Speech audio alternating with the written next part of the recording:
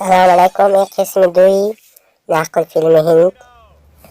این نام این کمیسر سینگم قرار به هزاریا با می بیان پیش این بچهش میگه زیای همه شده باشه ته میگه من چراقی لبی و میکند میگیرد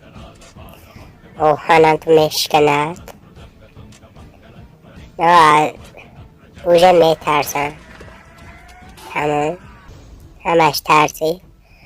ماشین سر میشین که گز زیر میکنه میگرفتگی میشن که میداودین سکارس 5 به میزنه اقفای ماشین میداود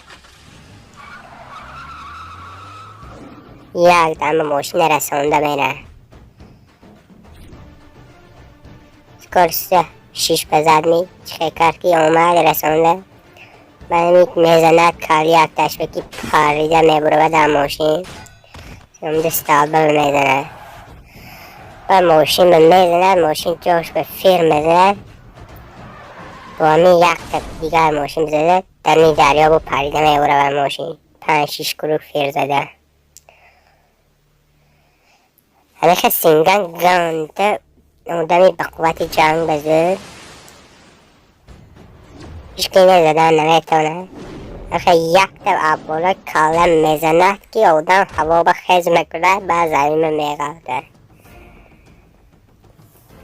یا اینکه همین گوش هشمه قپت هم تو توپ تیرگر اودم اونجا 5-6 گروه یا 2 گروه کمش به چخ زده خون میگرده زمین بر